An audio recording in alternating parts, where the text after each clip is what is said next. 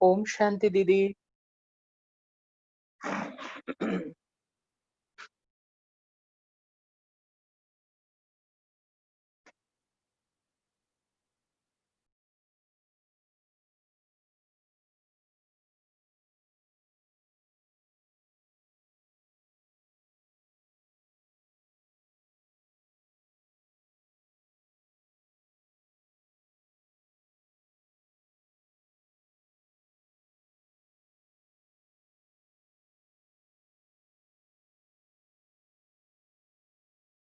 Hello दीदी, Om Shanti.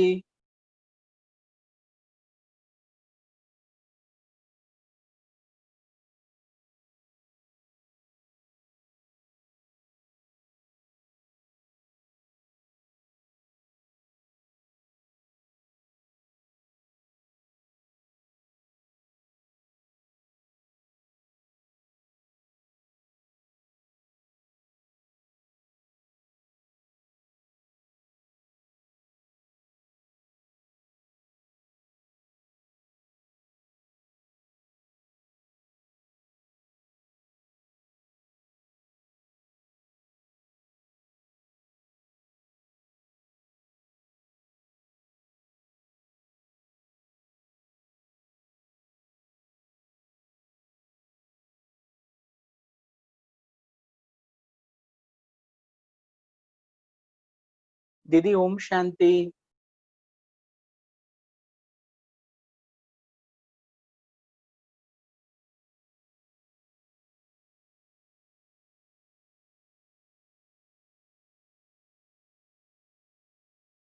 Hello दीदी।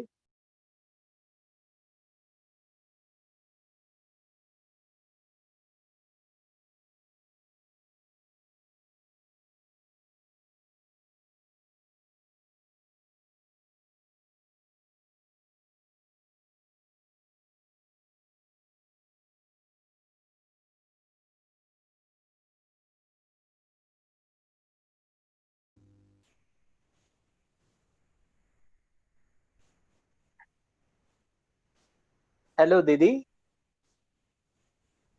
दीदी ओम शांति।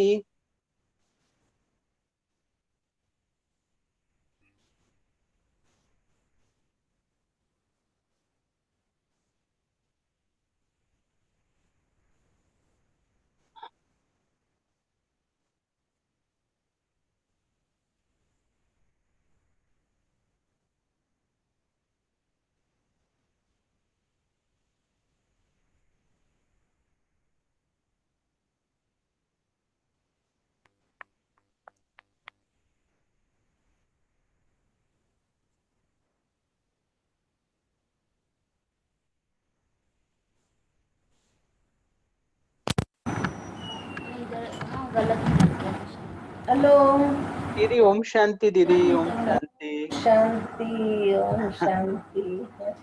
दीदी वेलकम दीदी। जी जी, थैंक यू।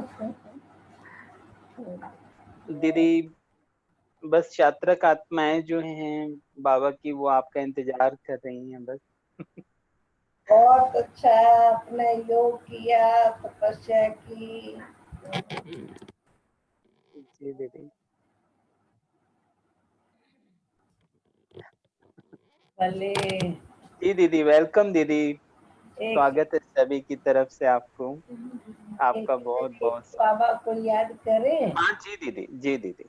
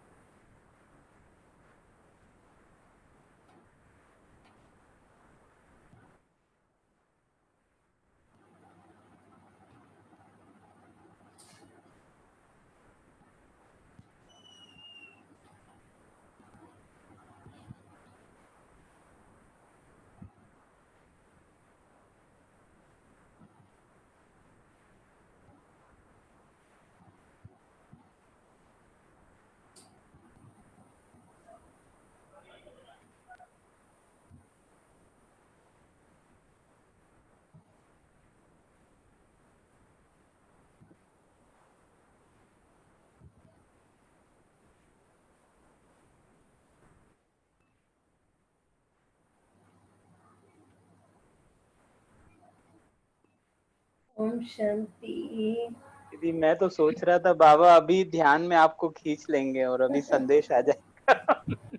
जी जी। दीदी कल आप कह रहे थे कि दीदी पहले तो हमारी नीतू बहन मगन भाई होस्ट हैं जो सारा वो लोग माना यूएसए से वो सारा अभी ये वो कर रहे हैं। और दीदी यूट्यूब में भी एक अपना वो बनाया है तो ये आपका पूरा वीडियो यूट्यूब में भी सभी सुन सकेंगे। दीदी अभी योग से यही संकल्प आ रहा था दीदी कि जब आप पहली बार दीदी आपके मन में जो है वो तो सुनाएंगे ही पर बाबा के बच्चे सब कुछ नए भी हैं और जी अभी अमृतसर से साहिल भाई भी कुछ लोगों को लेके जुड़ेंगे। दीदी जैसे पहली बार दीदी आप ध्यान में गए वो जी। अनुभव कैसा था और वो हमें कैसा अनुभव होता है दीदी ध्यान में जाते हैं तो वतन का नजारा कैसा आपकी फीलिंग जो है वो थोड़ा सा हम जी जी दीदी। वैसे ना मैं पंजाब में थी जब पहली बार। उम्र कितनी थी दीदी उस समय आपकी? मेरी उम्र 13 साल की होगी। 13 साल। हाँ दीदी वंडरफुल है दीदी। तो हम्म। मैंने मैं 12 साल की उम्र में तो जब मन पंजाब हिमाचल में रही 11 साल शुरू हुए थे और मैं ज्ञान में आई जी दीदी। शुरू होने वाले थे। जी मानो दीदी। मैं 4 अप्रैल को ज्ञान में आई और 20 अप्रैल को हमारा बर्थडे था। अच्छा। तो मैंने 1 साल क्या 2 साल में हिमाचल में ही रही पौने के दो जी साल जी और दीदी। फिर मैं पंजाब होशियारपुर आ गई थी जी दीदी। जलंधर के पास है। तो जी दीदी। वहां पर जब मैं आई तो ऐसे किसी से बोलती नहीं थी लेकिन बहनें जो काम बोलती थी वो मैं करती थी। जी तो एक बहन बाबा को मिल करके मधुबन से पंजाब में आई थी तो वो बहुत अच्छा अनुभव सुना रही थी साकार बाबा का। जी तो हम भी वहां बैठी हुई थी तो हम लोग सुन रहे थे तो सुन जी मानो उस समय बहुत ठंडी थी जी दीदी। और हम सुनते सुनते थे ऐसे माना शालें कोई ब्लैंकेट ऐसे पाँव पर लेकर के बैठे हुए थे पलंग पर जी और दीदी। अनुभव सुन रहे थे सुनते सुनते मेरे को पता नहीं क्या होता होगा। वैसे मुझे इतना याद है कि मैं साकार बाबा को ही याद कर रही थी कि मैं कब बाबा के पास जाऊंगी कितने समय हो गया मैं बाबा के पास नहीं गई हूँ। जी दीदी। तो ऐसे सोचते सोचते और बाबा को याद कर रही थी कि बाबा मुझे अपने पास बुलाना ऐसे। और ऐसे करते करते बहन का जब अनुभव पूरा हो रहा था तो मैं बहुत रो रही थी बहुत रो रही थी। तो फिर जैसे अनुभव पूरा हुआ तो दीदी ने बोला कैलाश में उठो उठो देखो हमारे घर में माता जी आई है तो नाश्ता कराना है चलो आप गरम करो नाश्ता। तो मैं सुन रही थी लेकिन मैं सुनते हुए भी मेरे हाथ पांव उठे या मैं खड़ी हो सकूं ऐसा नहीं था और बस आंखों से आंसू बह रहे थे। और जी तो फिर दीदी ने बोला कैलाश उठो तेरे को बोल रही हूँ। पर मैं बहुत कोशिश कर रही थी जैसे नहीं किसी को पैरालिसिस हो जाता है जी ना जी दीदी। जी ऐसे ढंग से हाथ पांव जैसे सुन्न हो गए थे। जी फिर दीदी ने बोला चलो मैं ही नाश्ता करा देती हूँ। बनाया हुआ था तो दीदी ने गरम किया खिलाया। वो माता जी गई फिर दीदी मेरे पास आई। दीदी ने बोला कैलाश तेरे को घर याद आ रहा है। तो मैं ऐसे ऐसे कर रही थी। फिर बोला कि कैलाश आपको आपके मम्मी पापा याद आ रहे हैं। तो मैं सिर हिला रही थी। फिर बोला आपको आपके भाई याद आ रहे हैं। तो ये ऐसे ऐसे कर रही थी। इतने में हमारी दीदी को ऐसे हुआ कि मना हो सकता है इसको ध्यान में जाना हो जी तो माना इसको हम खास वो मीन्स योग रूम तो होते नहीं थे, पर क्लासरूम में लेकर के गए और जी वहां बिठाया। जी दीदी। दीदी संदली पर बैठ के मेरे को 1 घंटे तक योग कराया। अच्छा। तो हम्म। फिर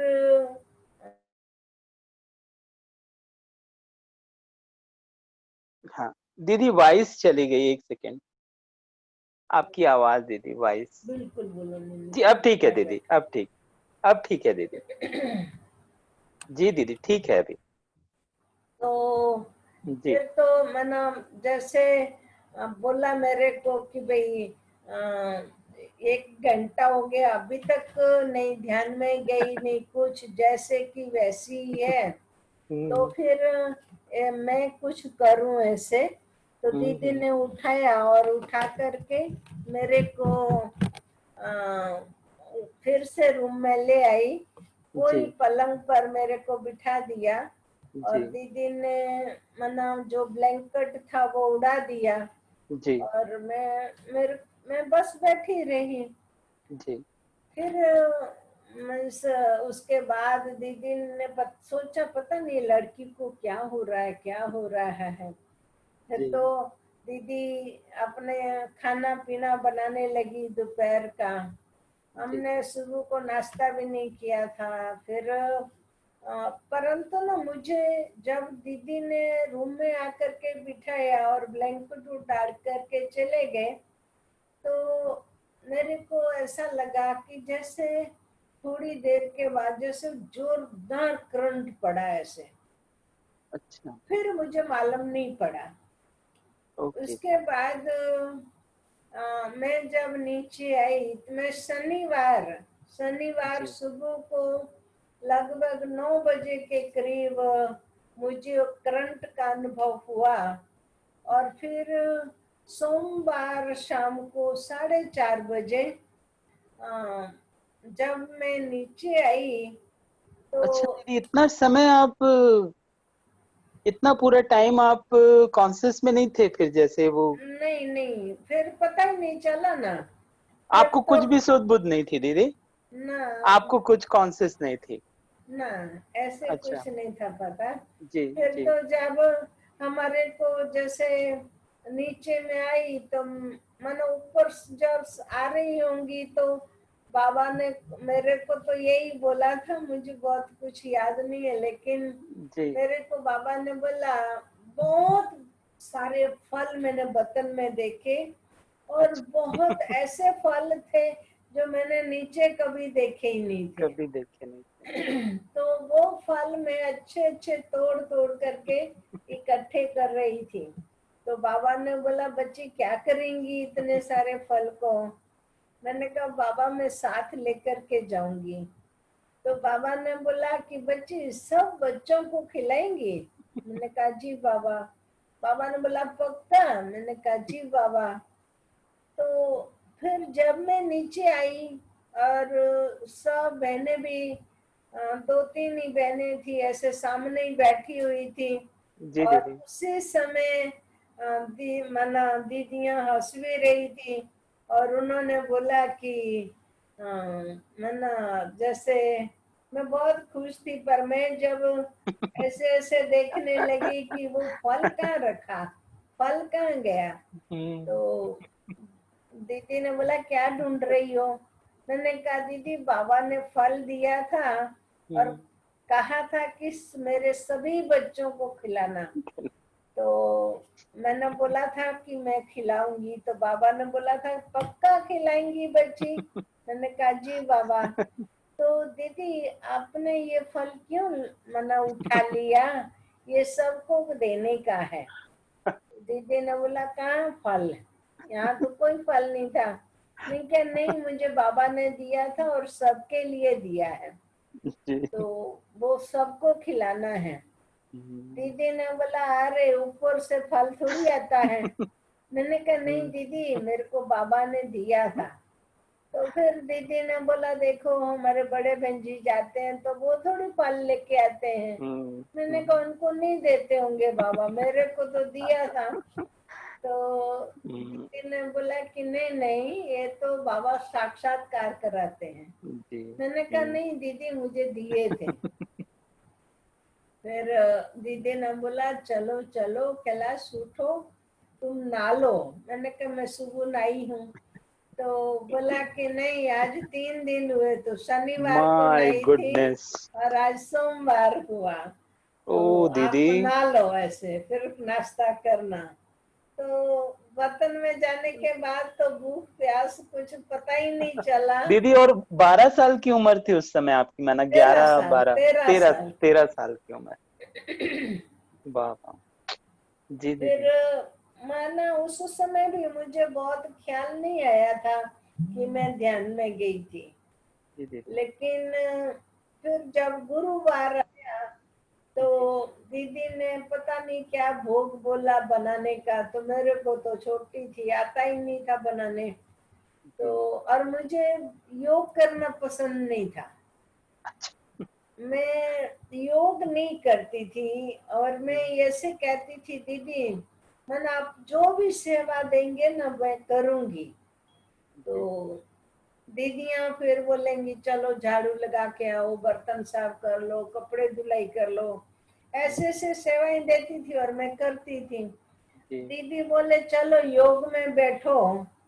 तो जी मैं मानो मुझे अच्छा भी लगता था योग में बैठना, लेकिन मेरे को बहुत डर लगता था। मैं जब योग में बैठती थी तो मुझे ऐसा लगता था जैसे कोई रस्सी बांध करके ऊपर खींच रहा है। हाँ, तो मैं बहुत डरती थी। जी मैं सोचती थी मेरे को चोट आ जाएंगी, मैं गिर जाऊंगी, इसलिए मैं योग में नहीं बैठती थी इस डर से। जी तो फिर तो जब ऊपर माना दीदी ने बोला कि जाओ या तो भोग बनाओ या तो योग कराओ। जी उस दिन योग रखा हुआ था और जी सभी बैठे हुए थे। तो जी दीदी ने बोला जब तक भोग बने ना तब तक आप योग करो। जी भले। फिर दीदी ने मना भोग तैयार किया और जी एक बहन को बोला कैलाश योग करा रही है, वहां रख के आओ। जी तो रख करके चली गई, दीदी भी नहीं आई, वो बहन भी नहीं आई। तो कोई आया नहीं तो मैं तो उठ भी ना सकूं। तो मानो मेरे को जैसे ऊपर की ऐसा खींच होने लगी और मैं बाबा को खूब याद करने लगी कि बाबा मैं आपको नहीं याद करूंगी, बाबा मैं आपको याद नहीं करूंगी, बाबा मैं आपको याद नहीं करूंगी। मुझे ऐसा बाबा को याद करने से मेरे को हाँ। जैसे रस्सी रस्ते ऐसे बंध जाती है और बन खींचते हैं। जाती। तो मैं ऐसा सोचा कि बस बाबा को याद नहीं करूंगी, बाबा को याद नहीं करूंगी। हम्म। तो भोग तो दीदी ने रख दिया था। फिर मैंने ना ऐसे संदली पकड़ ली, नीचे से दोनों हाथों से संदली पकड़ ली और बाबा आपको याद नहीं करूंगी, बाबा आपको याद नहीं करूंगी। इतने में बाबा ने फट मना कड़े कड़ करके जैसे ऊपर बुला लिया। और जब ऊपर से गई, बाबा ने खूब प्यार किया, बहुत अच्छा संदेश दिया। वापस आई तो माना बाबा को वापस आने के समय माना ऊपर से आ रही थी और बाबा बड़े प्यार से छुट्टी दे रहे थे। बाबा को बोला कि बाबा मैं तो माना जब याद कर रही थी तो मैं यही बोल रही थी, मुझे जब ऐसे लगा कि माना इसे रस्सी बांध रहे हैं जी तो मैं बोलती थी कि मैं आपको याद नहीं करूंगी, आपको याद नहीं जी करूंगी। तो बाबा मुस्कुराते हुए बोले कि बच्ची वही तो अटूट याद थी,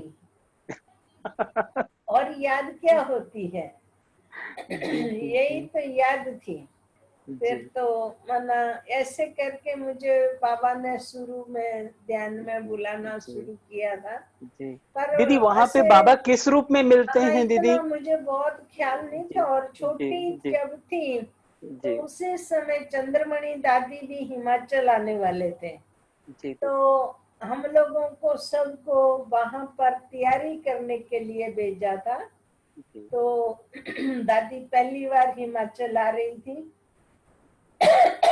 वैसे चंद्रमणि दादी जी को और राज दीदी को बहुत अच्छा लगता था हिमाचल में।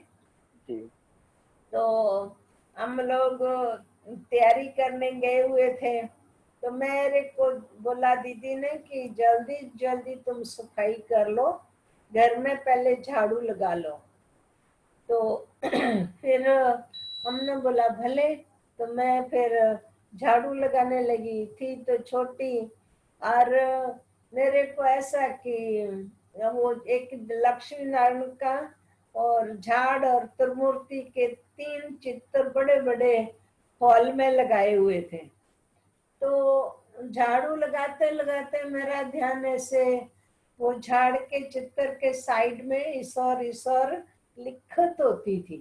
जी तो वो लिखत मैं ऐसे देखती रही और सोचती रही कि ये क्या मन मेरे को अच्छी तरह दिखाई तो देता है, लेकिन फिर भी ऐसा क्यों होता होगा जो मेरे को पढ़ने नहीं आता है, और जो भी आता वो एक ही जैसा पढ़ता है।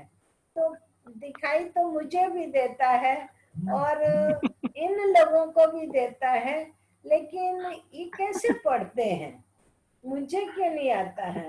ऐसे ऐसे मैं सोचती थी।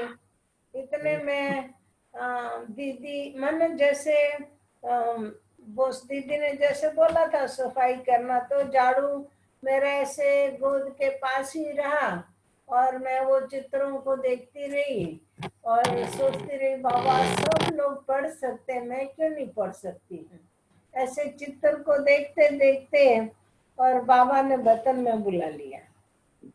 फिर बाबा ने ऊपर बतन में कहा कि बच्ची आप सभी बच्चों को बाबा की याद भी देना और खास कहना कि आ, बाबा की याद में काम करे, ध्यान से काम करे, नहीं तो बहुत बड़ा नुकसान हो जाएगा। अच्छा तो मैंने कहा भले। तो जब मैं वतन से नीचे आई जी तो देखा कि पहले तो पता नहीं चलता ना, एकदम जैसे जी हाँ दीदी नहीं कोई बिल्कुल जी बेहोश जी होता है जी और दीदी फिर जी धीरे धीरे होश में आता है, ऐसे ही ध्यान वाला पार्ट होता है। जी जी तो दीदी तुरंत मैं बोल नहीं सकी, लेकिन जैसे ही मैं नीचे आई और फिर धीरे धीरे आंखें खुली, देखा तो दीदी सामने खड़ी है। तो मैं भी दीदी को देखा, दीदी मेरे को देख रही थी। दीदी ने बोला क्यों बाबा के पास गई थी, मैंने कहा जी। तो क्यों गई थी बाबा के पास, तेरे को तो झाड़ू लगाने का बोला था। तो दीदी मुझे पता नहीं, मैं तो ये चित्र को देख रही थी और बाबा ने बुला लिया। तो जी फिर बाबा ने बोला, दीदी ने बोला कि क्या बोला बाबा ने। जी तो मैंने बाबा का जो संदेश था कि बाबा ने बोला है सबको याद देना और ध्यान से थोड़ा काम करना अच्छी तरह से, नहीं तो बच्ची बहुत बड़ा नुकसान हो जाएगा। तो जब ऐसे बोला तो मैंने सारा ही सुना दिया। तो मैं छोटी थी तो दीदी ने समझा ये फालतू घड़ी घड़ी ये ध्यान में चली जाती है। तो फिर बोला चलो चलो तुम फटाफट झाड़ू लगा और अभी दादियों के आने का टाइम है। जी भले। तो फिर हम तो झाड़ू लगाया, सफाई वगैरह की और सब लोगों का ब्रह्मा भोजन जैसा था। तो जी बाजू में एक घास की झोपड़ी बनाई हुई थी, उसमें खाना बन रहा था। तो नहीं, ये चने की दाल होती है ना, जी तो दीदी जी उसको दीदी ये डोल में पलाट करके रखा था जी रात्रि को। तो वो मानो फूल करके ऊपर आ गई थी और पानी नीचे होगा थोड़ा। माताओं ने ऐसे समझा, बहनों ने धुलाई करके डोल में डाल के रखा है। तो जो कढ़ाई थी बड़ी, वो कढ़ाई में उन्होंने जैसे डोल ही ऐसे डोल करके ही जैसे पलट डाली, दिया। जी। वैसे ही पानी पड़ने से तेल ओ, तो खूब उछड़ा और रेती थी नीचे। तो हम्म। फिर थोड़ी आग लग गई, घास वाली झोंपड़ी थी। पर ड्रामानुसार क्या था, जो पानी भरा हुआ था ना, वो जी। पानी डालने लगे, रेती डाल दी। फिर मैंने आग को बुझा दिया। थोड़े थोड़े छिट्टे पड़े बहनों के हाथों पर, पाँव पर, बाकी बच गए। फिर दोपहर जब भोग लगाया पंजाब की बहन ने, तो बाबा को बोला कि बाबा आज तो मना मरते मरते बच गए और जी। बहुत बड़ा नुकसान हो गया। और मना बाबा ऐसे क्यों हुआ ऐसे? तो बाबा ने बहुत अच्छा मना दीदी को बताया कि हम्म। देखो बच्ची, बाबा ने तो तुम बच्चों को सावधान किया था, जी। लेकिन मना बच्चों ने ध्यान नहीं दिया। तो बोला कि बाबा ने तो कहा था कि ध्यान से मना ढंग से हम्म। बाबा की याद में काम करना। तो फिर दीदी ने बोला कि मना ये लड़की छोटी थी, हमने तो समझा ही नहीं। तो फिर हम्म। बाबा ने मुस्कुराते हुए बोला, बच्ची जो बच्ची छोटी थी, लेकिन संदेश देने वाले बाबा तो वाह। छोटे नहीं थे ना। जी जी, वंडरफुल। तो ऐसे हम्म। करके बाबा ने हम्म। हम्म। मनो हम्म। ऐसे शुरू से ही काफी जी। बार हमें हम्म। ऐसे सावधान करते रहे। तो जी मनो संदेश द्वारा शुरू शुरू में ऐसे जी से सावधान भी बाबा ने बहुत बार किया। जी और काफी अच्छी तरह से, जैसे जी मान लो एक जैसे हमारी जो आपको गोविंद भाई पता होगा, जी मणिनगर में जी दीदी। किशोरी है। हाँ जी, हाँ जी, हाँ दीदी। जी दीदी। जी किशोरी बहन वैसे सेवा में भी आती है मणिनगर, जी फोन जी पर दीदी। बैठती है। जी दीदी। तो वो शुरू शुरू में ज्ञान में आई थी और थोड़ा गरीब घर था। जी तो लेकिन जैसे मुझे उसका बहुत अच्छा वो रहा कि थोड़ा उसके पति जो कागज की मिल होती है, जी दीदी। उसमें उसका वो बड़ा मैनेजर था, जी मालिक था वैसे। जी। और राजनारायण मनो उसका जो पति था वो उसमें काम करता था। और किशोरी बहन वो सेठ के घर में ही झाड़ू पोछा कपड़े बर्तन सब अच्छा। करती थी।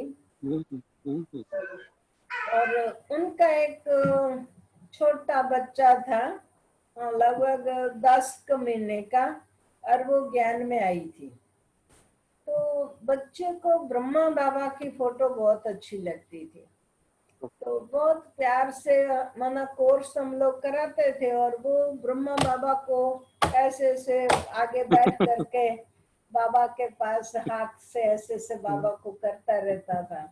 जी। तो कोर्स भी किया, क्लास करने लगी। एक दिन बोला, कैलाश बहन, यहाँ का ये खर्च कैसे चलता है? तो मैंने बोला, हम्म। बहन हमारे जो क्लास में आने वाले भाई बहन होते हैं ना, जी वो ही हर महीने जिसको जो शक्ति होती है ना, जी उसके अनुसार हर महीने बाबा को सहयोग देते हैं। जी। उसने बोला, कैलाश बहन, मना मैं मना अगले महीने आपको हर महीने 25 रुपये देंगी। तो मैंने बोला जी जी भले। जी तो मैं बहुत कोई के मना कितना तनख्वाह है या कितना कमाते हो, मैं कभी भी किसी से पूछती नहीं हूँ। जी। तो फिर वो जैसे बोला था 25 रुपया दूंगी, तो फिर 2-3 दिन के बाद ही 1 तारीख थी। तो जैसे उसको पगार मिला, जी, वैसे ही उसने मेरे को 25 रुपये दिए और मैंने ले लिए। जी, लेने के बाद मेरे को ऐसा संकल्प आया कि इससे पूछूं कि तेरे पति का पगार कितना है। जी, तो मैंने पूछा, मैंने बोला कि किशोरी, आपके पति का पगार कितना है? तो के 125 रुपया। 125? तो हाँ। मैंने कहा तू खाते पीते कहाँ से हो? जी, बोला मैं, हम लोग सेठ के घर में ही खाते पीते हैं, जी, सब कुछ हमारा सेठ ही देता है, खाना पीना कपड़े वगैरह सब। अब ऊपर से 125 रुपये हम रखते हैं। जी, तो मैंने बोला आपका कैसे गुजारा, आपका बच्चा कुछ चाहिए होवे, इतना छोटा बच्चा है। तो बोला नहीं बस हो जाता है। मैंने कहा किशोरी तेरे पैसे वापस लो, मेरे को तेरे पैसे नहीं चाहिए। बोला दीदी क्या बोल रही हो? मैंने बोला बहन ये पैसे आप रखो, हम नहीं है आपके पैसे लेंगे। तो वो है ना थोड़ी सी क्या बोलेंगे, भावना, जिद्दी, जिद्दी जी। जिद्दी थी। जी, तो जी, उसने बोला कि देखो मैंने आपको पैसे दिए ही नहीं है, अच्छा, और मैं पैसे दे रही हूँ बाबा के लिए। जी, तो बाबा के यज्ञ में पैसे दे रही हूँ, उसमें आप मना कैसे कर सकती हो? हाँ, फिर मैंने बोला तेरा पगार बढ़ जाएगा ना फिर मैं लूंगी। बोला नहीं, आपको लेना ही पड़ेगा, आप मना नहीं कर सकती हो। जी, फिर हमने ले लिया। उस समय भंडारी वगैरह नहीं होती थी। जी दीदी, तो जी दीदी, हम ना ट्रांसलाइट जो थी जी, उसके पास जाकर के बाबा के आगे रख दिए पैसे। जी और दीदी, बाबा को बोला बाबा ये जिद करती है और जी, नहीं मान रही है, तो मैंने ले तो लिया, लेकिन बाबा मना बस कुछ भी इसको आप मदद करना। जी, फिर ऐसे बोल करके मैं बाहर निकली तो किशोरी बहन खड़ी थी। मैंने किशोरी को बोला किशोरी बहन, आप अपने सेठ को बोलो ना मेरा पगार बढ़ावे, तनख्वाह बढ़ावे ऐसे। तो उसने हम्म, बोला दीदी आपको हम्म, मेरे सेठ का परिचय नहीं है, हम्म, मेरा सेठ धर्मराज का बड़ा भाई है और धर्मराज छोटा भाई है। तो फिर मैंने बोला कि अम, अच्छा इतना गुस्से वाले हैं? तो के बहुत गुस्से वाला है। फिर हमने बोला कि किशोरी तुम बाबा के पास बैठो, बाबा तेरे को कुछ टच करेगा। पर वो सेठ आपको जैसे ही बताएंगे ना तो वो जी, जरूर आपको मदद करेगा। तो ऐसे जैसे बोला तो बोला ठीक है। फिर से वो भी योग रूम में गई। तो उसको वो संकल्प आया कि अ, चिट्ठी लिख करके मैं जी, मना हमारे को ऐसा संकल्प आया कि चिट्ठी लिखो और उसको दे दो, बोल नहीं सकती हो जी, तो बोला मैंने दीदी दे भी नहीं सकती हो, मेरे तो हाथ पांव नहीं चलेंगे, कांपते हैं। तो फिर हमने बोला ऐसे करो, आप लोग जब कार साफ करो तो उसकी सीट पर चिट्ठी रख देना। भले। तो उन्होंने चिट्ठी लिखी बढ़िया और सीट जी, पर रख दी। और जब वो मना सीट पर बैठने गया तो चिट्ठी थी, पढ़ी पढ़ी और फिर उसने बोला भाई को कि राजनारायण आज से मैं आपको 500 रुपया क्या? और ज्यादा दूंगा। तो उसने बोला साहब ठीक है। फिर तो जैसे उसको मतलब 500 रुपया और अधिक मिले तो जो वो जो 25 रुपये देते थे उसके बजाय 125 देने लगी यज्ञ में। फिर मैंने बोला कि नहीं बहन, तू क्यों ये 125 तो तेरे को पगार मिलता है, तू क्यों ये दे रही है? तो बोला नहीं, मेरे सेठ ने 500 रुपया बढ़ा दिया, इसलिए ये पैसे फिर बाबा को देती हूँ। फिर हमने बोला भले। तो दूसरे मास से उसने उसको 5,000 रुपया अधिक देने लगे। 5,000 या 500 दीदी? 5,000 अच्छा, दूसरे पाँच। मास से। अच्छा। जब 5,000 किया तो उसने वो जो 500 बहुत रुपया देता था वो यज्ञ में देना शुरू किए। वंडरफुल दीदी। फिर हमने बोला किशोरी, आप वो सेठ के घर में जो कंपाउंड था उसके अंदर एक घास की झोंपड़ी बनाई हुई थी, उसमें वो लोग रहते थे। ओ। तो मैं उनके घर पे गई तो जी। देखा, तो मैंने कहा किशोरी तुम कहाँ रहती हो? तो के ये झोंपड़ी में। ये घास की झोंपड़ी में? तो के हाँ। तो सामान कुछ खटिया के ऊपर, कुछ नीचे, और ऐसे बाजू ओहो। में वो लोग सोते होंगे। ठीक है दीदी। फिर हमने बोला कि बरसातों में पानी नहीं पड़ता है? तो कि कई जी। बार पड़ता है दीदी। जी। तो मना हमने बोला तुम ऐसे करो कि जी। अपने सेठ को बोलो इतना बड़ा बंगला है और ये सामने बाजू वाला बंगला खाली है और वो भी उसका ही है, तो उसको बोला ना कि मेरे को इस रूम मना बंगले में एक रूम दे देवे। कि ना दीदी, मेरे को हमारे को निकाल देगा वो। मैंने कहा नहीं निकालेंगे, आप बोलो तो सही ना। हम नहीं बोल सकते। मैंने कहा तो चिट्ठी लिखो। तो फिर उसने चिट्ठी लिखी कि साहब हमारे को थोड़ा मतलब बच्चा भी है और जी। जी। हम भी दो है, तो ये थोड़ी जगह छोटी है झोंपड़ी की, बार बरसातों में भी मुश्किल होती है, तो एक कोई रूम आप दो तो अच्छा है, सामने घर में खाली है इसलिए। तो वो सेठ ने ना ना, जैसे सेठ को इतना दुख हुआ, इतना दुख हुआ कि मैं कितने सालों तक 125 रुपया देता रहा, और इतने समय से कैसी छोटी सी झोंपड़ी घास की, उसमें पानी पड़ता होगा, कैसे ये लोग रहते होंगे। आज इनको संकल्प आया कि एक रूम दो, तो उसमें पता नहीं 2-3 रूम थे, किचन थी, गैलरी वगैरह। बोला इस घर में तुम रहने चले जाओ, तो वो घर दे दिया। फिर जैसे जैसे उसको अधिक पैसे मिलते गए, कमाते गए, वैसे वैसे अधिक यज्ञ में सहयोग देती गई। जी। और फिर उसके मेरे को लगता है 2-3 बंगले हो गए थे, अच्छा। लेकिन मेरे को लगता है वो तो अभी बेच दिए हैं उन्होंने।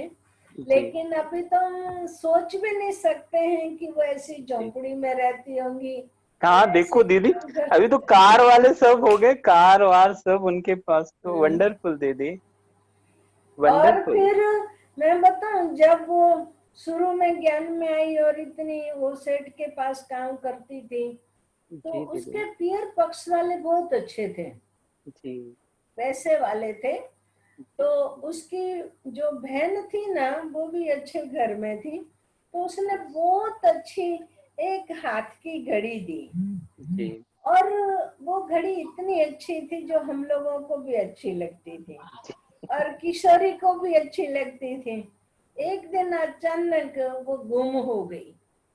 जब गुम हुई तो 3-4 दिन ढूंढती रही, ढूंढती हम्म। रही। और फिर माना संडे आया तो मणिनगर में गुरुवार को भी भोग लगता था और संडे अच्छा। को भी भोग लगता था। अच्छा। गुरुवार को सुबह लगता था और जी। जी। रविवार को शाम को लगता शाम था। को लगता था जी। तो जी। गुरुवार के दिन उसकी घड़ी गुम हुई। जी। फिर रविवार को बच्चों को लेकर के जी। सेंटर पर आई और बोला कि दीदी, सरला दीदी को बोला दीदी, तो के बोलो। तो दीदी मेरी घड़ी गुम हो गई है। और अजी अभी भोग लेकर के जाएंगी कैलाश दीदी, तो उसको बोलना कि मेरी घड़ी गुम हो गई है, तो वो घड़ी कब मिलेंगी और कहाँ मिलेंगी, बाबा तो से। आप बाबा से पूछ करके आवे। तो ओहो। दीदी ने बोला कि देखो अभी वो भोग लेकर के जा रही है, तो आप जल्दी जल्दी कैलाश को ऊपर जाके सुना दो। तो वो बोलने आई कि कैलाश दीदी हमारी घड़ी गुम हो गई है, बाबा को पूछना कि हमारी घड़ी मिलेंगी कि नहीं मिलेंगी, और मिलेंगी तो कहाँ मिलेंगी और कब मिलेंगी, ये बाबा को पूछना। बाबा मैंने कितना बोला सहज हो भले। गया जी। तो फिर हमने तो बाबा को बोला भोग लगा करके कि बाबा किशोरी कमाल है की दीदी। घड़ी गुम हो गई है और मिल नहीं रही है, 3-4 दिन से ढूंढ ढूंढ के थक गई है, और वो पूछती है कि मेरी घड़ी गुम हुई है तो वो मिलेंगी, और मिलेंगी तो कहाँ मिलेंगी ओ और वो कब मिलेंगी। जी, जी। तो बाबा देखते रहे, और देखते हुए बाबा मुस्कुराए भी सही, और बाबा ने बोला वंडरफुल बच्चे बोले। बाबा ने बोला कि बच्ची, तो बच्ची को जाकर के ये कहना कि घड़ी तो मिल जाएंगी पर बच्ची घड़ियां नहीं मिलेंगी। क्या तो ये घड़ियां नहीं मिलेंगी दीदी? वंडरफुल। हाँ, जी जी तो जी। फिर जब मैंने नीचे आकर के उसको सुनाया कि किशोरी बाबा ने याद दी है और बोला है कि घड़ी तो मिल जाएंगी पर घड़ियां नहीं मिलेंगी, तो बोला क्या बोल रहे हो दीदी, हम्म, ढंग से जवाब दो। मैंने कहा मैंने ठीक, बाबा ने इतना ही बोला है कि घड़ी तो मिल जाएंगी पर घड़ियां नहीं मिलेंगी। तो हम्म, उसने बोला कि मैंने आपको बोला था कि घड़ी कब मिलेंगी, कहाँ मिलेंगी, और मिलेंगी या नहीं कहाँ पे मिलेंगी। मिलेंगे? जी जी जी तो आप क्या बोल रही हो। मैंने कहा बाबा ने इतना ही बोला है कि जी घड़ी तो मिल जाएंगी पर घड़ियां नहीं मिलेंगी। उसको अच्छा नहीं लगा, जी। और उसने बच्चे को उठाया, घर पे चली गई। घर पे जा कर के उसने वो छोटा बच्चों का पल, वो होता है ना हाँ खटिया, पाला जी जी जी। वो खटिया ली और रख दी, और उसके ऊपर बच्चे को रखा, और जो जूठे बर्तन थे वो निकाल करके, और बाहर लॉन थी तो लॉन में बैठ करके साफ कर लूं, ऐसा उसका सोचूंगा। तो जब बर्तन रखने वो मना लॉन में रखने गई, तो देखा उसके पास में ही घड़ी पड़ी हुई थी। और उसने घड़ी देखी, फट से घड़ी उठाई, खटिया पर बैठ गई, और बाबा को याद करने लगी।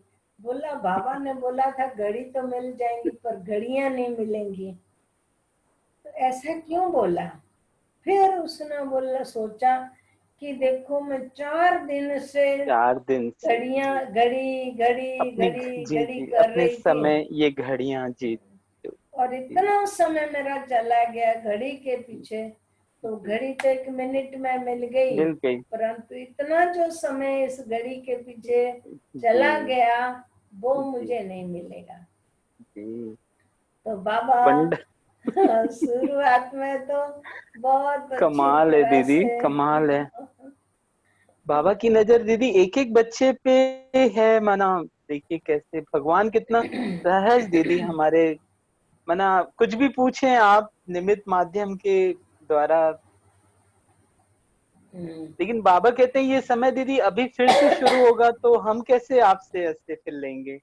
हम लोग हम्म। कब से ऐसे शुरू होगा हमारा आपका अभी भी? नहीं, आप सब तो बहुत तपस्वी है, नहीं बहुत दीदी, तपस्वी। वो बाबा ने कहा है कि वही जो है साक्षात्कार वही चीजें फिर से शुरू होंगी।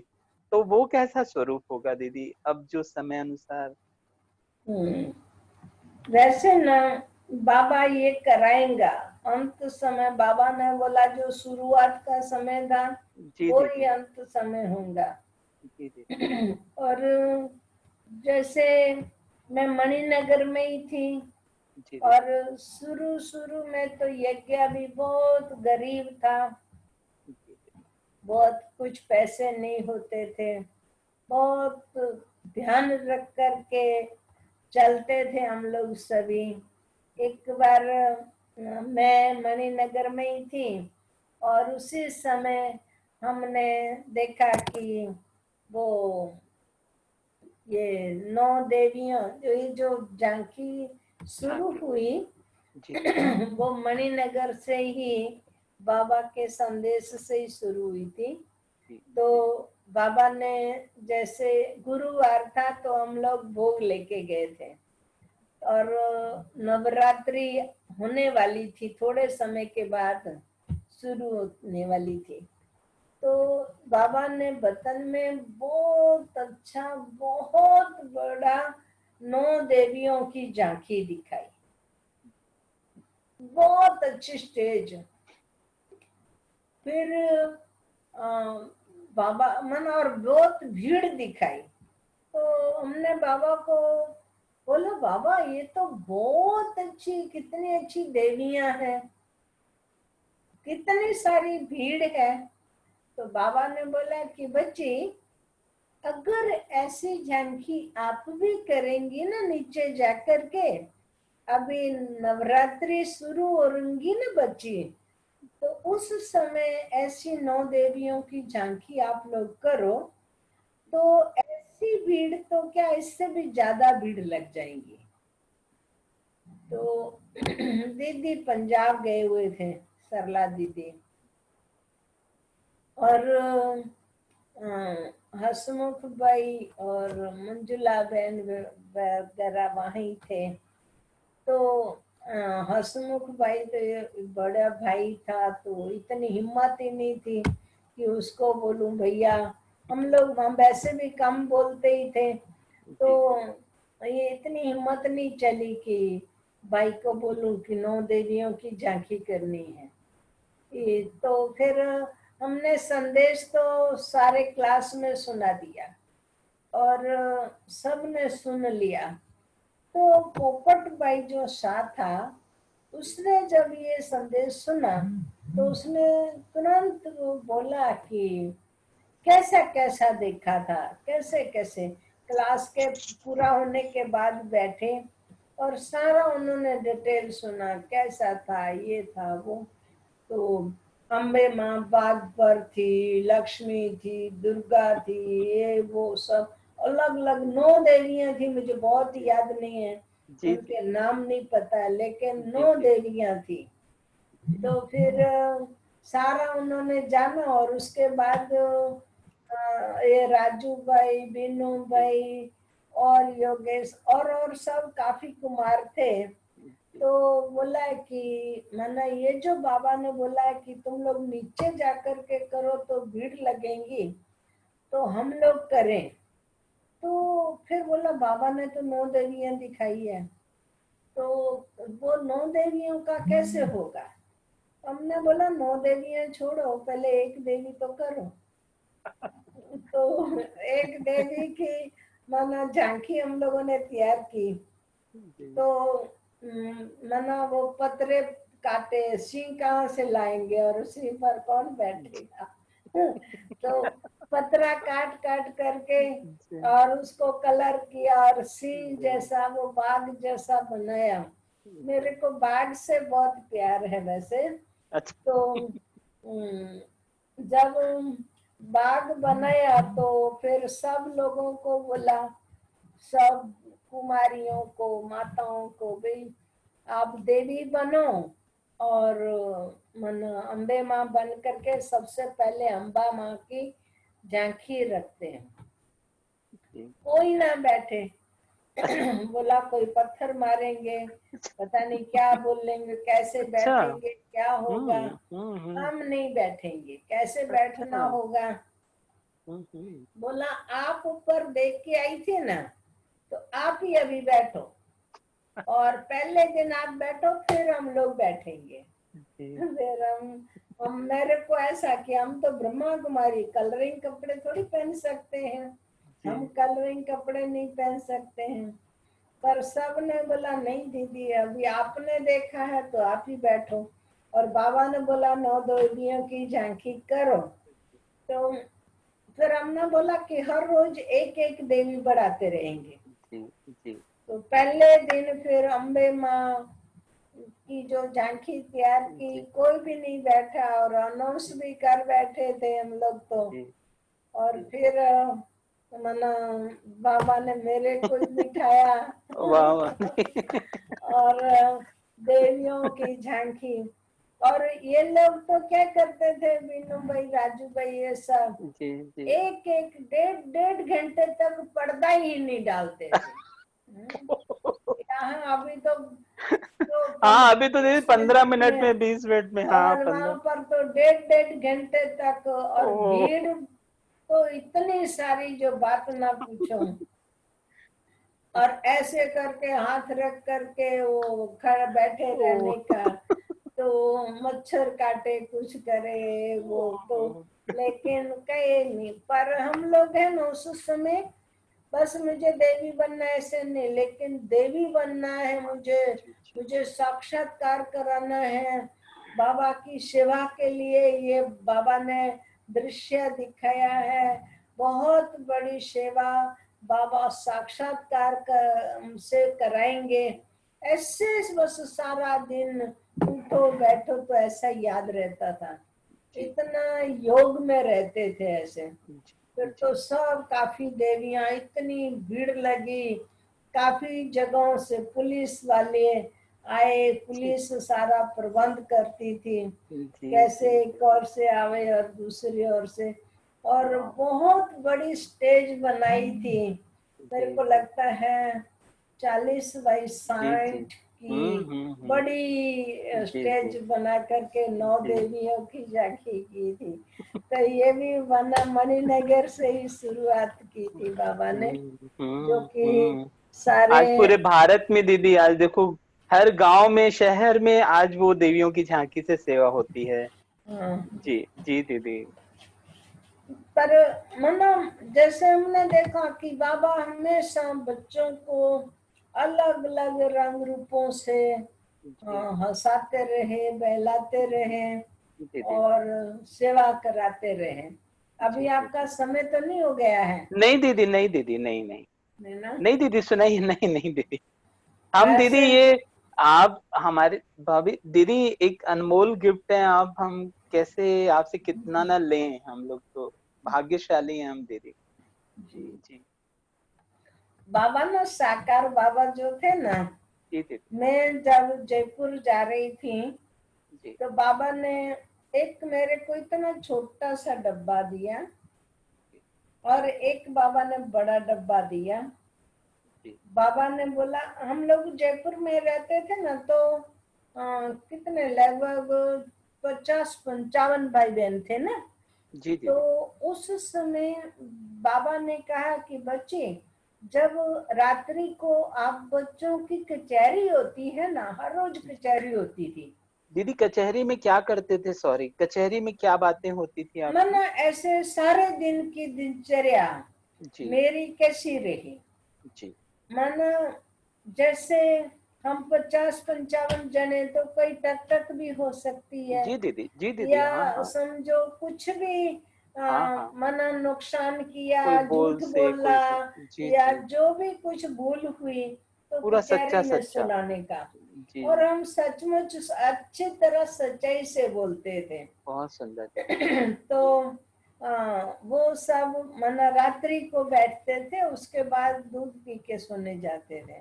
जी जी तो कचहरी जैसे पूरी हुई, और बोला जैसे पूरी हो गए, उसके बाद सबको बैठने देना, और रुक्मणी बच्ची को बोलना कि पहले सभा के बीच में रुक्मणी बच्ची अपने हाथों से ये डब्बा खोले, सबके बीच में खोले, पहले नहीं खोले। जी तो बाबा ने बोला कि बच्ची सुना? मैंने बोला हाँ जी बाबा। जी बाबा ने बोला कि बच्ची को बोलना कि सबके बीच में ही खोले, पहले ना खोले। तो दादी को भी हमने बोला, दादी ये डब्बे दिए दो, और फिर बाबा ने बोला है कि पहले छोटा डब्बा खोलना, फिर बड़ा डब्बा खोलना, सबको टोली बांटना, सबको बाबा की याद देना। तो जब मना वो कचहरी पूरी हुई और हम लोग मना दादी को डब्बा दिया, तो हम लोग तो बहुत खुश, बाबा कुछ अच्छी चीज भेजी है, बहुत अच्छी चीज भेजी है। सब ऐसे आगे आगे आगे आगे देख रहे थे। दादी ने भी बड़े प्यार से जैसे डब्बा खोला, जी वैसे ना उस समय वो एक स्प्रिंग वाले सांप होते थे। हाँ जी जी सांप जी। कितना हाँ छोटा सा खोल, ही होगा जी जी और जी जी। नीचे पूरा स्प्रिंग होगा। स्प्रिंग होगा, तो दबा होगा। दबा हुआ होता था न, तो जैसे ही खुलते वो ही खोला और एकदम जो सब लोग घबराए और खूब हंस भी पड़े कि बाबा ने हम बच्चों के लिए क्या भेजा ऐसे। तो वो तो समझो दादी ने तो डब्बा भी फेंक दिया। लेकिन फिर बाद में बोला अभी फिर दूसरा बड़ा डब्बा खोले, और वो भी जी बच्ची खोले। तो जी दादी के पता नहीं इसमें क्या होगा अब। फिर भी बोला बाबा ने बोला है कि रुक्मणी जी बच्ची खोले, तो दादी आप खोलो। फिर बड़ा डब्बा बड़ा संभाल करके खोला, लेकिन उसके अंदर तो बहुत बढ़िया टोली थी। जी तो फिर वो टोली निकाल करके दादी ने सबको बांटी, और बहुत अच्छा लेटर लिखा बाबा को। जी बाबा मामा बहुत अच्छी तरह से जी कैसे उस समय की पालना, और कितना बाबा इतने बड़े थे, बड़ा बाबा होते हुए भी कितना छोटे थे, छोटा बच्चों जैसा बन करके बाबा बच्चों को खुश करता था। जी अभी मैं आपको एक हंसी की बात सुनूं? जी दीदी, जी दीदी, हम्म, जी बंदर दीदी। वाली बात सुनो हाँ हाँ हाँ दीदी, कि जरूर नहीं जरूर। सुनाऊं? नहीं नहीं, सुनाइए दीदी, सुनाइए दीदी, सुनाइए दीदी, बिल्कुल बिल्कुल दीदी। आपने सुनी है ना? दीदी मैं तो, आप मुझे पूरा संगम सुनाते रहेंगे तो भी मैं सुनता रहूंगा। जी दीदी। तो मैं ना मणिनगर रहती थी, और मणिनगर में मैं मधुबन में 2 साल रही हूँ। मणिनगर माना अहमदाबाद सबको, अहमदाबाद दीदी हाँ, में। अहमदाबाद में तो मणिनगर, जी जी बाबा जब अव्यक्त हुए ना, उसके बाद मैं जयपुर नहीं गई थी। जी आबू 2 साल रही, और फिर अहमदाबाद आ गई। जी और अहमदाबाद में जब आई, थोड़े समय के बाद मेरे को सिर दर्द शुरू हुआ। जी जब सिर दर्द शुरू, ऐसा विचित्र दर्द शुरू हुआ जी कि वो जाता ही नहीं था। दीदी जी ने काफी दवाइयां की, काफी डॉक्टरों के पास ले गए, लेकिन बिल्कुल कोई परिवर्तन नहीं। बहुत दर्द होता था, और जब दर्द शुरू हुए तो मैं उठ भी नहीं सकती थी। अगर खड़ी हूं तो बैठना मेरे लिए बहुत मुश्किल लगता था, जी बैठी हुई हूं तो सोना मुश्किल लगता था। ऐसा विचित्र दर्द वो कभी कभी होता था। तो वही दर्द को लेकर के मैं गांधीनगर भी आई। यहाँ भी काफी दवाइयां की, पर कोई फर्क नहीं पड़ा।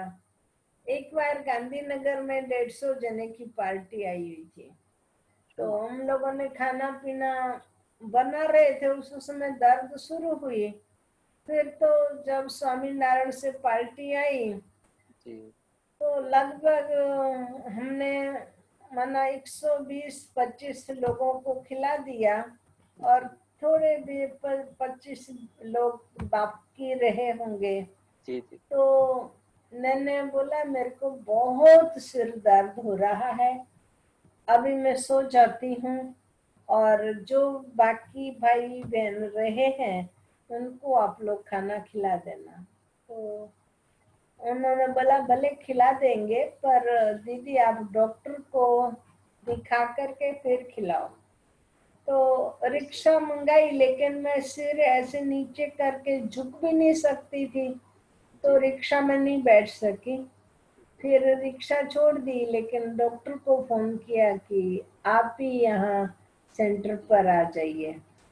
तो आए सेंटर पर, और फिर देखा उन्होंने, तो बोला कि इस बहन को है ना जल्दी से आप लोग पकड़ करके अंदर ले जाओ और सुला देना, और इसको कभी भी मीन्स ऐसे अकेले नहीं छोड़ना, नहीं तो अगर गिरेंगी तो इसको हेमरेज ही हो जाएगा या ओके। तो पैरालिसिस हो जाएगा।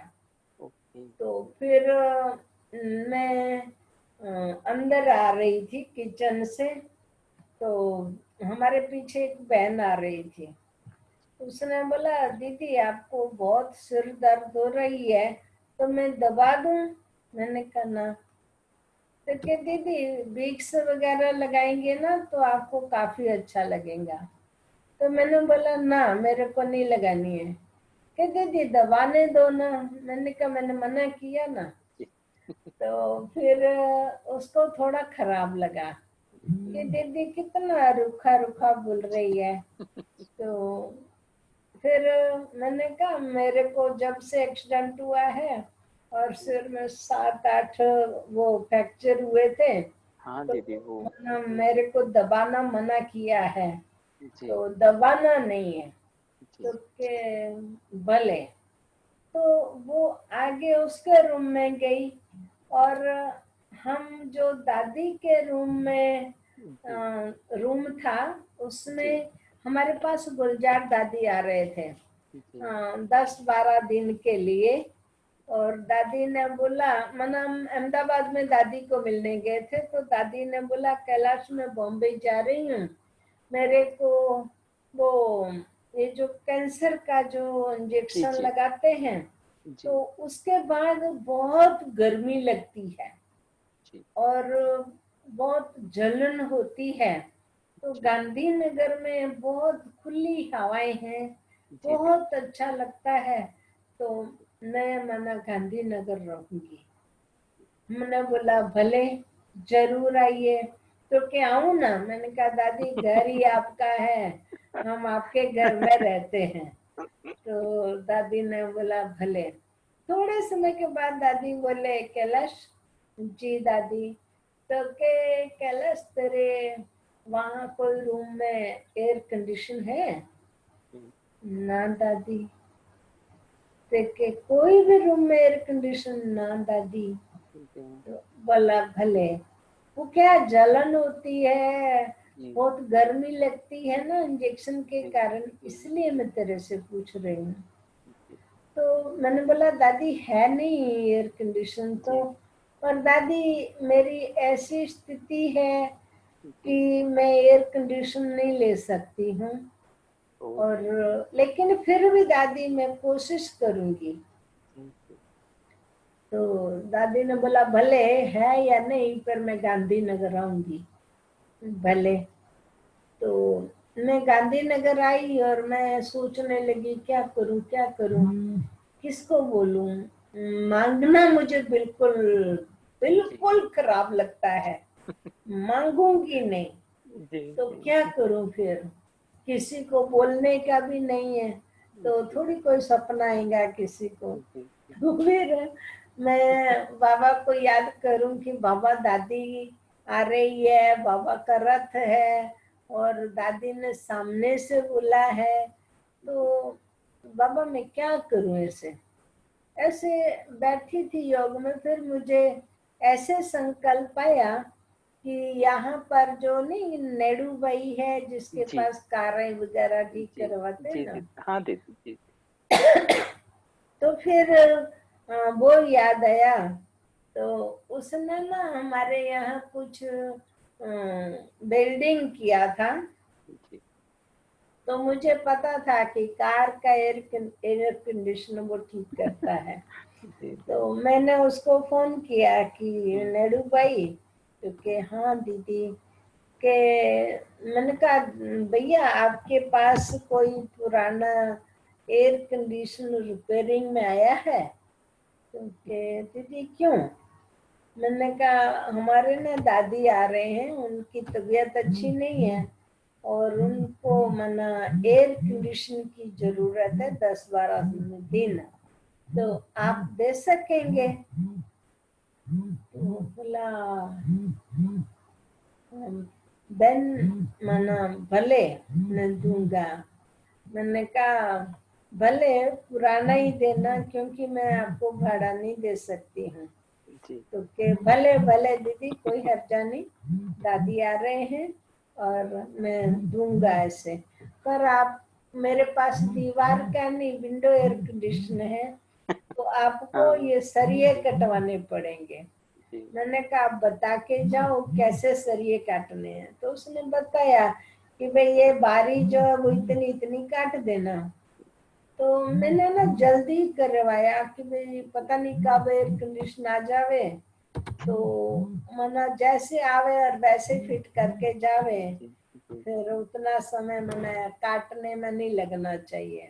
जी तो फिर हमने कटवा दिया और वहां पर्दा लगवा दिया।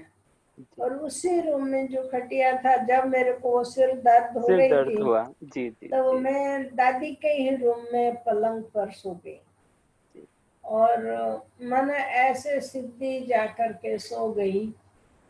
और बस उस समय आंखें मैंने बंद की, फिर मैं खोल नहीं सकती थी, जी तो ऐसे सीधी सोई रही।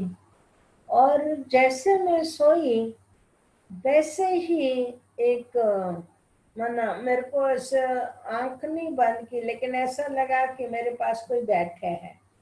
जी तो मैंने मना सोचा कि वही लड़की होगी। जी तो फिर ना उसने ऐसे करके सिर पर हाथ रखा। जब हाथ रखा तो पता नहीं क्या से वो आई होगा, तो एकदम एकदम ठंडा हाथ और खसरा खसरा हाथ। और एकदम जब ठंडे हाथ उसने रखा तो मेरे को इतना अच्छा लगा कि मैं फालतू मना कर रही थी इस लड़की को कि तू सिर नहीं दबाना, तो वो सिर नहीं दबा रही थी, लेकिन ऐसे ऐसे ही कर रहे थे, ऐसे से ऐसे से। तो मेरे को ना बहुत अच्छा लग रहा था, बहुत अच्छा। ऐसे हम ऐसे से भी कर रहे थे और मना ऐसे वो सिर पर जब हाथ आवे ना बहुत अच्छा लगता था। तो बहुत अच्छा लगा और मेरे को नींद आ गई। जैसे नींद आई तो 15-20 मिनट के बाद नींद खुली। तो मैंने आंखें नहीं खोली, लेकिन मैंने बोला कि बहन बहुत बहुत थैंक्स हूँ, बहुत अच्छा लगा मुझे, और अभी आप सो जाओ, मैं काफी ठीक हूँ। ऐसे आंखें बंद और उसको बोला, लेकिन वो तो ऐसे से करती रही, ऐसे से। तो फिर मेरे को नींद आ गई। फिर 15-20 मिनट के बाद नींद खुली। तो मैं आंखें बंद ही रखी। मैंने कहा बहन अभी आप सो जाओ, अब थक गई होंगी, जी और बस मैं तो आधे से ज्यादा ठीक हो गई हूँ, आप सो जाओ। हाँ बहन, थैंक्स आपको। जी तो ऐसे कह करके आंखें बंद ही थी और जी वो ऐसे से कर ही रहा था, जी ऐसे से। मेरे को फिर से नींद आ गई। फिर 10-15 मिनट के बाद नींद खुली। तो माना जैसे नींद खुली तो वो ऐसे से कर ही रहे थे। तो मेरे को ना थोड़ा अच्छा नहीं लगा। मैंने बोला क्या हो गया इस बहन को, इतने समय से पौना कौन घंटा घंटा। घंटा होने लगा, और इतने समय से एक ही हाथ से ऐसे से वो दबा रही है, थकी नहीं होगी क्या? तो मैंने बहुत ऐसे बोला कि बहन आप सुनती क्यों नहीं है? और मेरी ना आंखें खुल गई। जैसे आंखें खुली मैं तो इतनी घबराई, एकदम मैं ऐसे देखूं और वो तो बहन बुन कोई नहीं, एकदम बड़ा काला मुंह वाला बंदर। मैं जो घबराई, इतनी घबरा गई। और मना उसने सिर पर ही हाथ रखा था बिल्कुल बिल्कुल और बिल्कुल दीदी। मेरे को ऐसे वो दृष्टि देता रहा जी और मैं ऐसे करके घबराई हुई उसको देखती रही। जी और जैसे ऐसे देखती रही तो बहनें हमारी, ब्रह्मा कुमारी बहनें दो तीन और दो तीन माताएं दरवाजे के बीच खड़ी, वो ऐसे हाथ जोड़ करके कि बाबा बंदर कुछ ना करे, बाबा बंदर कुछ ना करे, बाबा बहन को बचा लेना, दीदी को बचा लेना, ऐसे से सब हाथ जोड़ के खड़ी। और मैं तो खटिया पर सोई हुई, मैं तो जो घबराई हुई। फिर तो वो जो बंदर था वो बारिश से आया, जहाँ एयर जी जी कंडीशन लगाने वाले बिल्कुल थे ना, बिल्कुल बिल्कुल वहां से पुष्टम। आया होगा। जी क्योंकि दरवाजे के बाहर तो ये लोग जी जी गेहूं साफ कर बिल्कुल रही थी, बिल्कुल बिल्कुल वहां से बिल्कुल। तो कुछ नहीं गया। जी जी मैंने जी पूछा कि ये बंदर कहाँ से आया, कि दीदी जी पता नहीं, पर वो जी बारिश से ही आया होगा। जी। तो सब बहनों के, माताओं के बीच से निकल करके वो बाहर गया। मेरे को याद ही नहीं कि मेरे को सिर दर्द है। वाह। मैं भी उठ करके बाहर आई और मैंने बोला देखो देखो, बंदर खाना ना खराब कर देवे, सब लोगों को वो आएंगे ना खाना खाने, तो के हाँ दीदी। जैसे बाहर गए, बंदर किस और गया, इस और गया कि इस और गया, कुछ पता नहीं। कुछ पता नहीं। बस वो दिन और आज का दिन, मेरे को क्या बात। जो वो दर्द सिर में होता था वो आज तक नहीं हुआ। क्या। पता नहीं वो कैसा सिर दबा के गया, तो गया, तो दर्द भी गई। वैसे वंडरफुल दीदी। दीदी आपका प्रकृति से इतना प्यार है, और आपके तो अनुभव इनको तो पता ही नहीं है किसी को भी। आपके मोर के अनुभव, आपके सांप के अनुभव, दीदी वो तो हम लोग बारी बारी से सुनेंगे जरूर। हाँ जी। और दूसरा, हमारे पास एक बहन थी, और हमारे नहीं, ताराचंद भाई आबू जी वाले थे जी ना, दीदी, हाँ जी दीदी। जी जी उनका जब एक्सीडेंट हुआ ना, हाँ जी दीदी, हाँ तो जी। वो एक्सीडेंट के समय ही हमारी एक यहाँ बहन थी, उसको श्वास चढ़ा हुआ था और जी हॉस्पिटल में दाखिल किया था, लेकिन काफी अच्छी हो गई थी। और जी फिर अचानक फिर से माना वो श्वास का अटैक आया और बहुत सीरियस हो गई, इतनी जैसे बेहोश भी हो गई थी। और फिर तो उसको माना हम लोगों को डॉक्टरों ने फोन किया, भाई जल्दी, पता, आप जल्दी आ जाओ, मालूम नहीं आप मिल सकेंगी या नहीं मिल सकेंगी। जी जी तो फिर हम तो फटाफट पैसे लिए और ने दीदी को फोन किया कि दीदी जल्दी आप आ जाओ, और बहन बहुत सीरियस है। फिर आए और हम लोगों ने तो वो वेंटिलेटर वाली जो वो होती है ना, जी दीदी। एक हाँ हाँ। पुलिस उसकी नहीं, हॉस्पिटल की जी जी कार जैसी, हाँ हाँ हाँ दीदी, एम्बुलेंस जो। एम्बुलेंस जैसी, जी जी वो ली। और फिर तो उसमें बिठा करके उसको ले गए। जब ले गए वहां तो दाखिल कर दिया। और फिर उसमें कोई भी फर्क नहीं पड़ा। हमारे विनारसी, डॉक्टर विनारसी जो हैं, वो भी उस समय अहमदाबाद ताराचंद भाई के ही पास थे। तो जी एक दिन ऐसा आया कि एकदम वो सीरियस हो गई, और हम लोगों को फोन किया उन्होंने 4 बजे, पौने 4 बजे, कि भाई ये बहन बिल्कुल सीरियस है और बस 2-2.5 घंटे ही है, आपको जिसको भी बुलाना बुला लो। तो ऐसे जब बोला तो मैंने तुरंत दीदी को फोन किया, उसके घर पे फोन किया, और दीदी को बोला कि ऐसे ऐसे बहुत सीरियस है बहन, और अभी कभी भी वो शरीर छोड़ सकती है, बस बोला 2.5-3 घंटे ही है, तो क्या करें। दीदी ने बोला देखो मम्मी आ रही है, आप भी हॉस्पिटल में पहुंच जाओ, और आप ऐसे करो कि डॉक्टर विनाशी भाई लोटस हाउस में है, उसको आप फोन करो तो वो भी आ जावे, वो जो बोलेंगे ना सो करेंगे। पर है ना, उससे पहले हमारे को दीदी ने बोला था कि कैलाश जाओ बाबा से पूछ के आओ कि ये बहन इतनी बीमार है तो क्या करें। और वैसे मधुबन में भी योग होता था उसके लिए, और सब गुजरात के कितने सेंटरों पर योग चल रहा था। जी और यहाँ गांधीनगर सेंटर पर अखंड योग चलता था।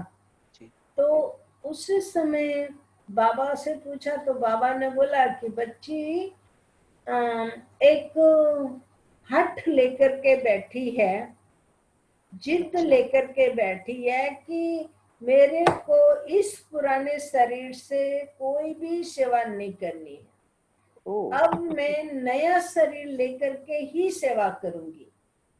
हम्म, हम्म, तो बाबा को बोला कि बाबा गुजरात में कितने सेंटरों पर योग चल रहा है, मधुबन में चल रहा है, और हमारे 28 में तो अखंड योग चल रहा है। अखंड योग चल रहा है। तो बाबा को बोला कि बाबा जो ये बहन का संकल्प है ना कि मैं छोटा बच्चा बन करके सेवा करूंगी, तो इसके संकल्प को रद्द करो, और जो हम सब इतने सारे लोग योग कर जी रहे हैं उस योग को भी जी फलीभूत करो, तो सफल करो।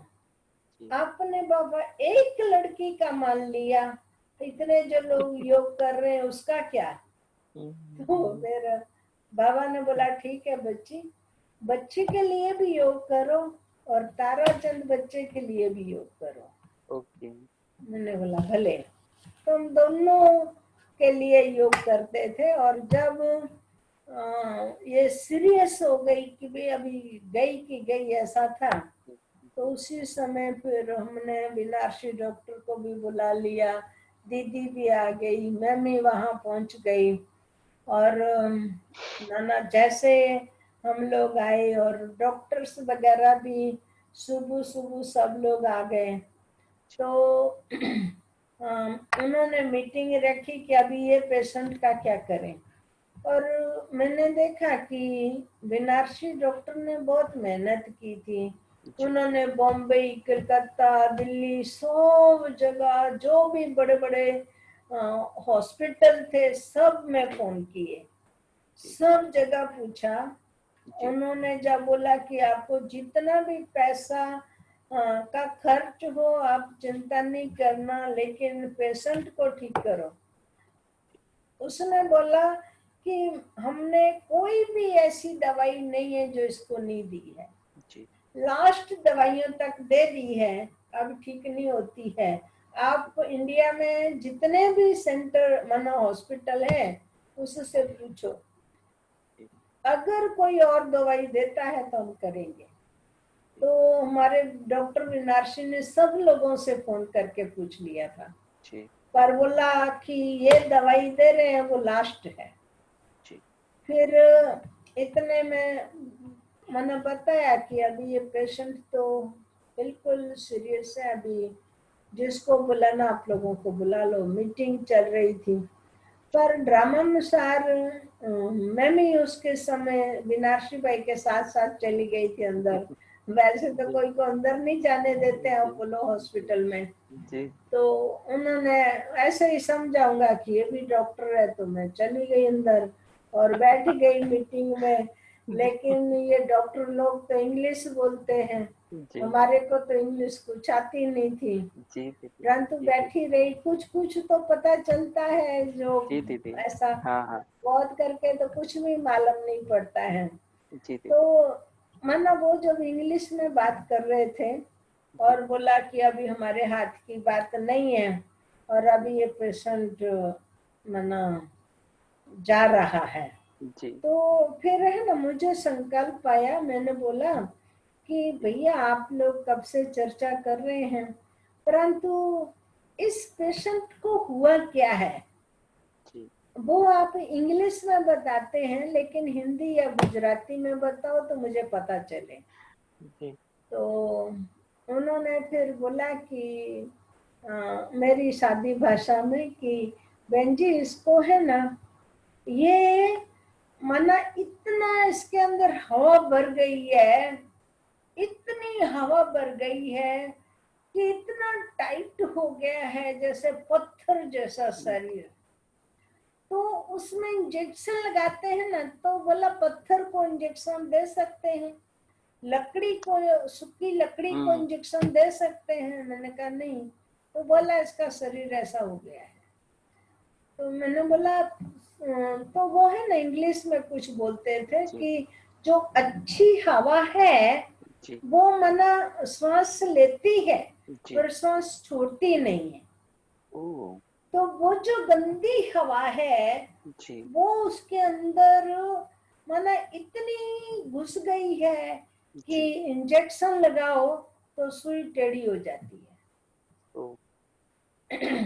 तो इसको कोई असर नहीं हो रहा है, कुछ नहीं कर सकते हैं। तो माना फिर मेरे को तो इतना वो नहीं आया, लेकिन मैंने उसको बोला कि ऐसी गंदी हवा भर गई है, हवा ही अगर भर गई है तो इसके पेट में 2 होल कर दो ना सामने सामने, तो उसकी जो गंदी हवा है वो निकल जाएंगी। तो डॉक्टर बोला कि नहीं बहन ऐसा थोड़ी होता है।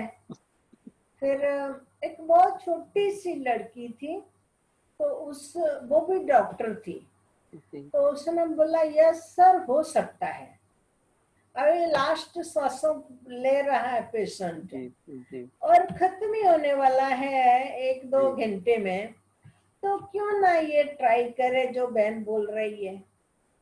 तो बोला हो सकता है। मैंने बोला कि बहन जी क्या बोला, फिर से बोलो। मैंने कहा 2 होल कर दो और पाइप रख दो तो उसकी हवा निकल जाएगी। तो फिर बोला कि सर हो सकता है ऐसे, हम ट्राई करें। तो फिर उसको दोनों बाजू होल किया और पता नहीं कैसे प्लास्टिक की कोई पाइप रखी और मैंने फिर उनको बोल दिया कि भले ऑपरेशन करो। और फिर मुझे याद आया कि नहीं मैं कैसे बोल सकती हूँ, मैं पहले दीदी से तो पूछूं, उसके माँ बाप से तो पूछूं। तो मैंने बिनारसी भाई को बोला मैं आ रही हूँ। मैं बाहर निकली और उसकी माँ को बोला कि मेरे को बोल के गए 1-2 घंटे क्या इस समय है, तो अभी लास्ट करी, जो उनको करना भले करे। फिर दीदी तो उस समय नहीं पहुंची थी, तो मैंने बोला मैं वापस जा कर के बोलूं कि भले करो, परंतु उसको तो ऑपरेशन थिएटर में ले गए थे और फिर मेरे को अंदर जाने ही नहीं दिया उन्होंने। मैं बाहर रही, योग करते रहे। दीदी को बोलो दीदी ऐसा ऐसा, दीदी के चुप कैलाश तू योग कर। सब जो भी जाते थे दीदी बस योग, कोई बात नहीं करता था, दीदी के योग करो बस योग करो। योग करते रहे। दीदी ने नहीं चाय पी नहीं नाश्ता किया, किसी ने, हम लोगों ने बस योग करते रहे। वैसे इसको 2.5-3 घंटे के अंदर शरीर छोड़ने का बोला था, पर जो वो होल किए ना, उस होल से वो पता नहीं हवा निकलती रही होंगी और उसकी बॉडी फिर लूज होने लगी होगी, तो इंजेक्शन दवाइयां सब जाने लगी। फिर डॉक्टर बाहर आया, हम एक हॉल में बैठे थे, तो उसमें आकर के बोला कि माना सरला दीदी, तो के चीज डॉक्टर से, तो फिर बोला कि देखो पेशेंट खतरे से बाहर है। तो दीदी ने बोला थैंक्स, आपने बहुत अच्छा समाचार सुनाया। बोला हाँ वैसे तो ये पेशेंट बचे ऐसा नहीं था, पर आपकी कोई लड़की ने बोला कि होल करो, तो वो लास्ट वो मैंने होल किया और पाइप लगाए, तो उससे काफी बॉडी लूज हुई है और अभी दवाई रिसीव कर रही है इसकी बॉडी। ऐसे करके बाबा ने देखो कैसे मन जैसे अच्छा ये भी बताया कि ये वो उसने संकल्प लिया है कि अब मैं नए शरीर लेकर के फिर सेवा करेंगे। तो हमारे को हुआ कि बाबा को बोल दूं, बाबा इसके संकल्प को रद्द करो, वो तो एक है, हम लोग अनेक है योग करने वाले, तो हम लोगों का संकल्प पूरा करो। तो बाबा ने देखो कैसे कैसे पूरा किया। ठीक है। और कुछ सुनाइए। हेलो दीदी वो लाइट वाला। जी। हेलो दीदी। जी दीदी वो जो सेंटर की लाइट चली जाती थी वो ओम बिजली बिल नहीं कटाया शांति। था जो। हेलो दीदी। हाँ जी हाँ जी। ओम शांति। ओम शांति ओम शांति। कैस, कैसे हो दीदी? बस मैं बहुत अच्छी हूँ, बहुत बढ़िया हूँ। ओम शांति दीदी। ओम शांति ओम शांति। कैसे हो दीदी? बस हम बहुत अच्छे हैं, बहुत बढ़िया। दीदी बहुत खुशी हुई आप सब से मिलकर। दीदी बहुत खुश हुए दीदी, बहुत अच्छा लगा। गोविंद भाई। बहुत अच्छा लगा दीदी, बहुत बंदा वाला बताया। हाँ जी। और ना सांप वाला बताओ ना। जी सांप सांप वाला बताओ। टाइम है। हाँ है। अच्छा, मैं ना होशियारपुर सेंटर पर जब थी तो वहां पर मेरी ड्यूटी रिकॉर्ड लगाने की थी, पर मेरे को पढ़ने नहीं आता था। तो हमारी बहनें दीदियां जो होती थी वो रिकॉर्ड सेट करके रख देती थी कि पहले ये गीत लगाना, फिर ये लगाना, फिर ये लगाना। इतने रिकॉर्ड लगाएंगे तो फिर माना आधा घंटा हो जाएगा, फिर सफेद लाइट कर देने की। क्योंकि मेरे को घड़ी भी तो देखने नहीं आती थी ना। तो ऐसे गीत पहले ट्यून रखा था कि मेरे मन डोले मेरे तन डोले। तो जैसे ये गीत लगाया रिकॉर्ड, तो वैसे ही ऊपर एक बरली थी, ऐसे जैसे ट्रेन की पटड़ी होती है ना, ऐसे ढंग की बरली थी। तो वो बरली पर पता नहीं कहाँ से कैसे एक बहुत बड़ा ऐसे सांप जो था वो उसके ऊपर आ करके और ऊपर से गिरा सिर पर। जैसे ऐसे सिर पर गिरा और ठंडा ठंडा और लिस्सा लिस्सा ऐसे ऐसे करके वो हमारी गोद में पड़ा। जब गोद में पड़ा, वैसे वो संदली वाली बहन ने देखा, भाई बहनों को पता नहीं चला, लेकिन संदली वाली तो मेरे बिल्कुल नजदीक में और सामने ही थी। तो उसने देखा, वो उठने लगी, तो मैंने बोला संदली से नहीं उठते हैं। तो वो फिर बैठी रही और मैं वही रिकॉर्ड बार बार चाबी भर करके और लगाती रही। फिर थोड़े समय के बाद लगभग आधा पौना घंटा हुआ है कि एक रिकॉर्ड लगाती थी। दीदी जी को भी अच्छा नहीं लग रहा था, दीदी भोग बना रही थी, लेकिन सोचा कैलाश को ये गीत अच्छा लगता होगा, इसीलिए उसने वो गीत बजा रही है। फिर मैं ना वो सांप को दे ऐसे ऐसे वो इतना अच्छी तरह इधर उधर सब देखता था। इसमें इसमें मैं रह गई और चाबी नहीं भरी तो रिकॉर्ड बंद हुआ। जैसे वो रिकॉर्ड बंद हुआ वैसे वो जो सांप था गोद में वो ऊपर की ओर चढ़ने लगा। जब ऊपर ऊपर चढ़ने लगा तो फिर मैंने फिर से चाबी भरी रिकॉर्ड में और ग्रामोफोन में और उसको फिर से ऐसे ऐसे कर करके नीचे कराया और दीदी को बुलाने गई। दीदी को बोला कि दीदी, क्लास में पहाड़ी भाषा में बोलती थी कि सांप गिरा है, तो दीदी को पहाड़ी भाषा नहीं आती थी और मेरे को पंजाबी भाषा नहीं आती थी। तो फिर दीदी ने बोला क्या बोलती हो? तो दीदी ऐसे ऐसे चलता है और काटता है ना वो क्लास में। तो क्या सांप? मैंने बोला हाँ। तो क्या क्लास में सांप कहाँ से आया?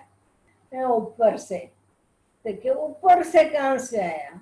ऊपर तो छत होती है। मैंने कहा फिर भी छत से ही आया। तो दीदी ने बोला चलो मेरे को बताओ। तो फिर हम गई तो दीदी को बताया कि दीदी देखो वो ग्रामोफोन के पास है। तो उस समय ना ग्रामोफोन के वो चाबी रिकॉर्ड पूरा होने वाला था। तो दीदी ने देखा कि वो तो एकदम ऐसे मस्त झूम रहा है। तो फिर उतने में दीदी ने सबको बोला सब बाहर आ जाओ। अभी सब योग में थे, शांति से धीरे रह करके आंखें खोल रहे थे, उठ रहे थे।